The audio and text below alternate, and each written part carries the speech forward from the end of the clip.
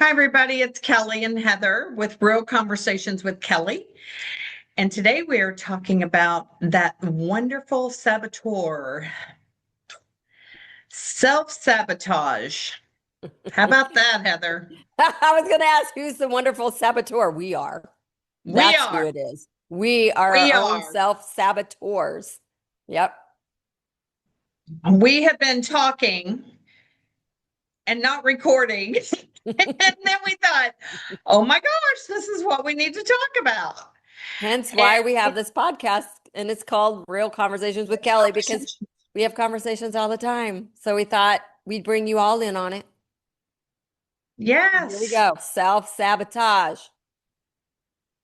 So how many people self-sabotage? Oh my And if you gosh. didn't raise your hand, you're lying. hmm Every one of us. Because I caught myself the other day and I was like, what am I doing? I'm teaching people how to get their dreams, and yet I'm sabotaging myself. What is going on? And I created something to get in my way. Mm. That's what it is. When you sabotage yourself, it's creating something to get in your way. It's an obstacle. Mhm. It's a sickness. It's an excuse. It's somebody else has asked you to do something and you have to do it. Right. And it's your choice.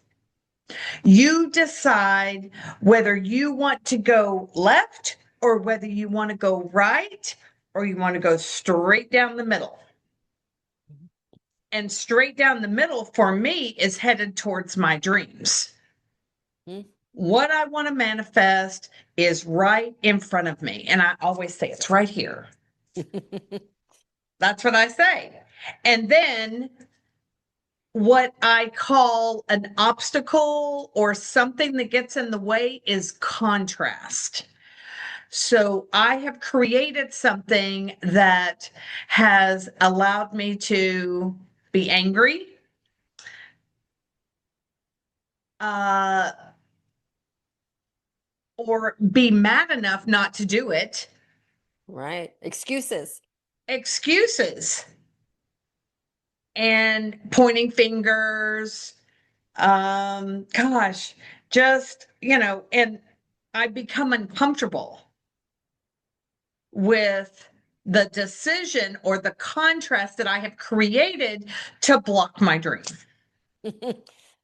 Look, I think it Oh my boils gosh. down to if we are creators of our own destiny, we're creators of our own life, if we are creators of everything that comes to us, then we have to take responsibility for also creating the obstacles that get in our way of getting the things that we really say that we want. And I love that you call them a contrast because that really truly is what it is. It's, for instance, if you have an event that you have said that you're going to go to and promise that you're going to be there, maybe it's your boss saying, "Hey, I need you to go take care of business at some social event," and you don't want to go. And then the day before, or even that night, you start feeling a little itchy in the back of your throat.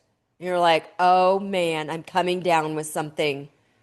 So you call your boss and you're going, sorry, I'm not going to be able to be there. I have a cold. I've lost my voice. I have laryngitis. I have whatever it is. Bingo. Guess what? You didn't have to go.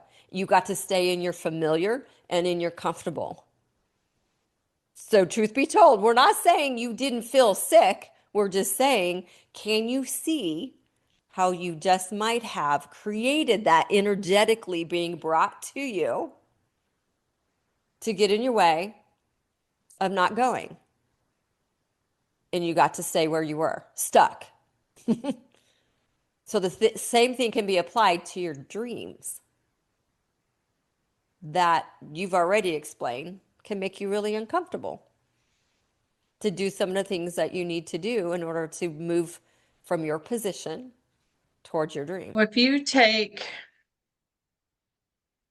your dream and you know what you need to do in order to get to what you want to, what your intention is, what you want to manifest, what your dream is, whatever that looks like, you know what it's going to take. And the itchy throat, the allergies, The car that whatever, breaks down. whatever it is, Yeah. whatever it is, it's contrast. And we decide whether we're going to allow that to control our life or we're going to take control of it. Mhm. It's great. Just plain and simple. And most of my life, I would allow contrast to take over my life. I'm just being real here. And because the more I talk about it, the more I see how I have allowed contrast to take over my life. And I feel that if I had taken hold and said, no, contrast, I'm going to dissolve you and I'm going to go and do what I want to do, I would be in a totally different position now. But I'm here and I am looking at my future self, what I want to manifest, my dreams, and I'm utilizing that experience so that I won't do it again. Right. And like I was talking to you today about me being in the car, and we think that we are invincible in the car.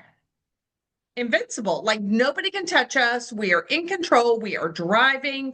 We are in our space, and somebody cuts us off, or somebody flips us off, like this guy did to me today. And I was like, what just happened? Like, What did I do? I'm like, so what sorry. did I do? I didn't do anything. I mean, I didn't. I was just driving, and he comes up to me, and that's his thing. And I was so angry. It instantly made me react. Mm. And so then I created the thing that got in my way to make me happy when I got home. Oh, there you go. Yeah. And then we just spent the last hour and a half talking me off the ledge. And think about it. Like, why did I allow that person that I didn't know? Right. Why did I allow him to shift my energy? No. And so I have awakened to figure out that if someone wants to attach to my energy and do something to cause contrast, to move me from my position, to take me into a lower energy, I am saying no. Oh, I love that. Absolutely not. It makes me think again, we talked about this quite often, but I love the analogy of your heart coherence. That 3-foot circle around you Yes. is where Mhm. you are affecting other people and other people are affecting you. I just got this image in my head. You know those costumes, those big sumo wrestler costumes, and you're walking around and you do the belly bump to people. I just thought is that's what needs to happen when something like that happens. He literally was able to enter into your 3-foot Mhm. coherence field, brought you to him, versus if you could have just gone a little belly boop, he would have been gone and you would have just been like, whatever, see you later, bye, and go back to being all smiley and happy. Hey, so I invite you to see how that works, Yeah. because I know for a fact that people go out there, they get in their car, and you think that nobody can touch you, and you can be as angry, as pissed off, as happy, as sad, as whatever you want to be. But if somebody messes with your energy and causes contrast, and you react to that contrast, then they have entered your space, your energy, Mm-hmm. and you have either met them at their energy, which was not good in the first place, or you have gone below their energy and they've affected you more than you could ever imagine.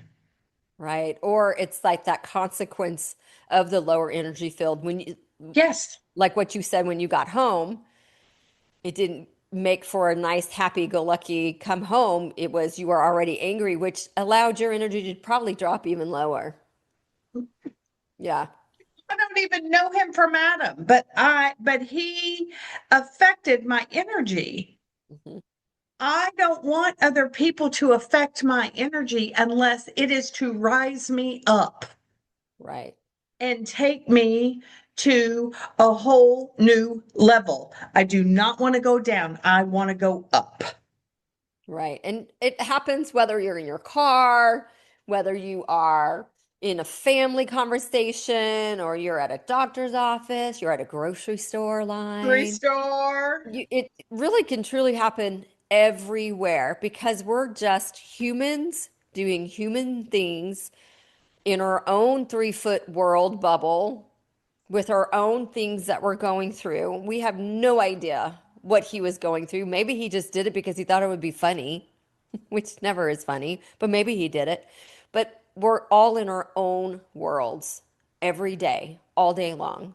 So it can happen at any time. So it's a matter of how long are you going to stay in their energy if you did indeed go there? Versus can you affect everybody else along your path with yours? And if you feel like it is just like bumping up against, you know what? It's okay to walk away. Right. Right. It's like the other day I was at a store and this child, you could hear them 10 aisles over Mm. in the big warehouse. And I was like, wow. And then I thought for a moment, they have to do what they have to do. And I literally blocked it out. And I labeled it. I labeled the contrast because that was where I was. That's like the first thing that I ask you to do is label the contrast. What Mhm. is it? Is it something that um, is it something that is jumbling your mind? What is it? Like, name it. So give me an example of that. What did you name that? So I'm not quite following when you say name it. You Well, can, it basically, I mean, you can label things. do you feel like it would just be as effective if you just labeled it as contrast? Contrast. Mm, I could say contrast. Contrast. Yeah, I could say contrast. Because sometimes I feel like if you Oh, are, there's contrast. yeah, oh, there's contrast. Because if you're labeling it in a such a way, well, that was a child who was a brat, or a child who lost, or a guy who was a jerk. You're defining them. You're creating a definition for them and giving them a reason when maybe they didn't even have a reason, or giving them an excuse. I don't know. Just to me, that brings me more into an energy versus just saying contrast. And I can get out of it quicker, I think. Yeah, It's kind of like contrast. speed bump, speed bump. Yeah, contrast is, yeah, I guess you could label it as contrast. I'm in contrast, or they're in contrast. Or it's just a contrast. A contrast is an obstacle. You just totally label it. You're about ready to be angry. You're about ready to stick that finger of yours right back at him, and you go, oh, okay, don't want to do that. Contrast.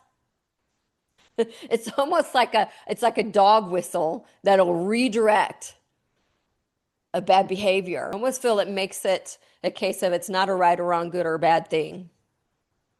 Because nothing really is right or wrong, good or bad in a sense. It's contrast. It's just where you are at that moment, Yeah. where I, you are at that moment. And um, really, the second thing is like you choose where your energy is going to be. Is your energy going to be up here, or is your energy going to be down here, or is it going to be right here? Where's your energy going to be? what is the level? Tell me the levels. So if energy is down here, is that where you Energy want to be poor, versus here energy versus poor, here? Oh, so poor energy. because it will take you into the contrast, will take you into feeling not good enough. Um, oh, they got in my way. I can't do that anymore. This has stopped me from doing something. Boom. Energy neutral. Mm, let's just kind of look at that and see what's going on. And then like, oh, I'm moving on. Let that, let that contrast go. I'm ready to head over here and do something different. And continue with your nice drive home, continue with your great shopping Mhm. experience, continue Mhm. with just with a smile on your face. We're here to affect others, serve others. Mhm. So that contrast can just go on its own little happy way. And we're all human. We're all human. We Yeah. are all human. And when we have contrast come up, it's deciding where are you going to be? Okay, it's contrast. What, all right, what level do I need to be at? Where do I need to go with this? And then take the action. Mm. So if it's walking away from it, walk away from it. If it's walking in another room, walk in another room.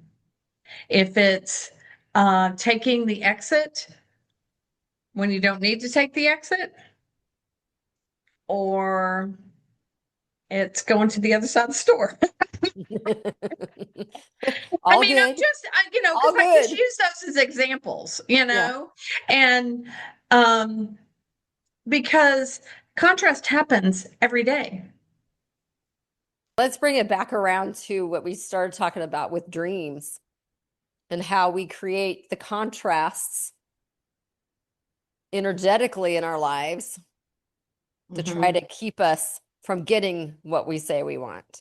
So tell me how the awareness, choosing your energy level, and then your action responding or corresponding to that energy level, how that applies to you getting the dream that you say that you want. It brings me closer to who I truly am. Like it brings me closer to love. What, the three action steps? Yes, like just recognizing that I'm in contrast, and then looking at the energy level that I'm at, and then taking action on it. It all comes back to the self-love that you have. You have just tried to self-sabotage yourself, but now it once you recognize it, you decide where you are, and then you move, it brings you back to that self-love, whether you recognize that or not. And you're looking at me like I'm crazy. No, I love it. I think it's great because that's where we all want to be. We all want to move into more self-love versus self-sabotage. And that's a hard concept for all of us to be able to live. Right. Contrast, the Yeah, level, that is the so true. action. Self-love almost directly contrasts over on self-sabotage. That's really Mm-hmm. interesting. I hadn't thought about that till just now. Mm-hmm. Hmm. And boy, do we have a program that actually will help you That's right. recognize where you are and why you react the way you do and why other people react the way they do to you because you're either you're either right there with them or you're right here with them. You're Right. like you're on a teeter totter and you'll know right away, and it's called the soul's matrix. Oh, Such a great word. it is, and it really is the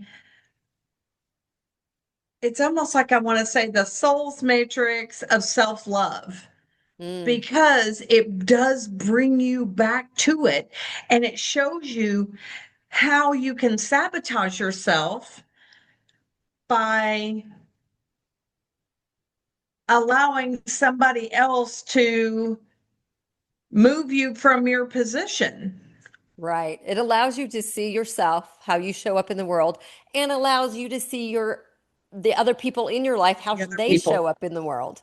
So you're Yes. absolutely correct. Why does somebody annoy you so much? Well, here's why. Why do you Yes. annoy them so much?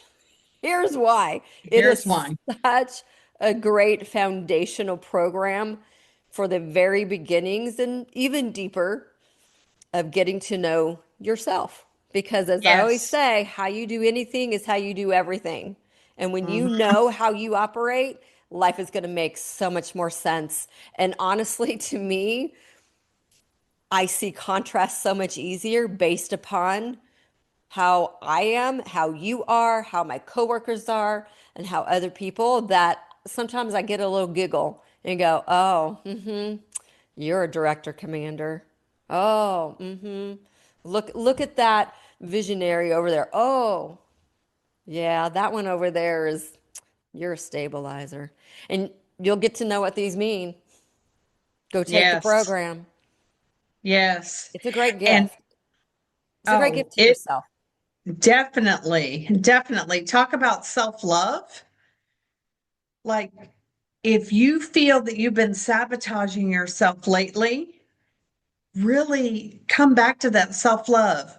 Go to kellynewland.com and see and go on to Soul's Matrix. It Yeah. will make such a difference. When I first did it, I was like, wow, no wonder, no wonder she doesn't like me. Right. I know.